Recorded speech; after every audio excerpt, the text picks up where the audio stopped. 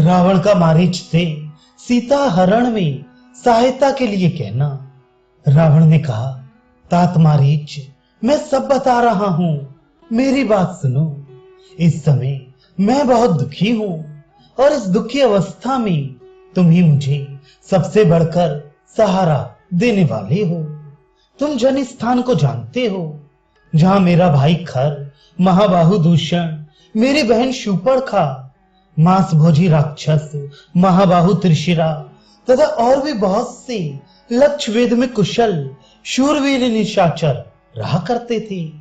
वे सभी राक्षस मेरी आज्ञा से वहां घर बनाकर रहते थे और उस विशाल वन में जो धर्माचरण करने वाले मुनि थे उन्हें सताया करते थे। वहां खर के मन का अनुसरण करने वाले तथा युद्ध विषयक उत्साह से संपन्न 14,000 शूरवीर राक्षस रहते थे, जो भयंकर कर्म करने वाले थे।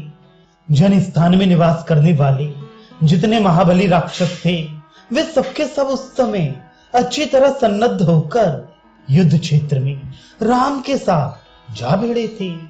वे खर आदि राक्षस नाना प्रकार के अस्त्र शस्त्रों का प्रहार करने में कुशल थे, परंतु युद्ध के मुहाने पर रोष में भरे हुए श्री राम ने अपने मुंह से कोई कड़वी बात न कहकर बाणों के साथ धनुष का ही व्यापार आरंभ किया। पैदल और मनुष्य होकर भी राम ने अपने दमकते हुए बाणों से भयंकर तेज वाले 14,000 राक्षसों का विनाश कर डाला और उसी युद्ध में खर को भी मौत के घाट उतारकर दूषण को भी मार गिराया। साथ ही त्रिशिरा का वध करके उसने दंडकारण्य को दूसरों के लिए निर्भय बना दिया। उसके पिता ने कुपित होकर उसे पत्नी सहित घर से निकाल दिया है। उसका जीवन क्षीण हो चला है। ये क्षत्रिय कुल कलंक राम ही उस राक्षस सेना का घातक है। वे शील रहित, क्रूर, तीखे स्वभाव वाला, मूर्ख, लोभी, अजितेंद्रिय, धर्म त्यागी, अधर्मात्मा और समस्त प्राणियों के अहित में तत्पर रहने वाला है, जिसने बिना किसी वैर विरोध के केवल बल का आश्रय लेकर मेरी बहन के नाक कान काट कर उसका रूप बिगाड़ दिया।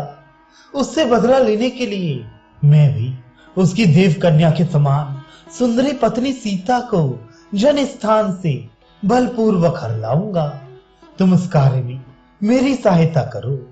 महाबली राक्षस, तुम जैसे पार्श्ववर्ती सहायक के और अपने भाइयों के बल पर ही मैं समस्त देवताओं की यहाँ कोई परवाह नहीं करता।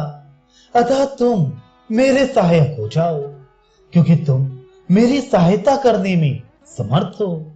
पराक्रम में, युद्ध में और वीरोचित अभिमान में तुम्हारे समान कोई नहीं है।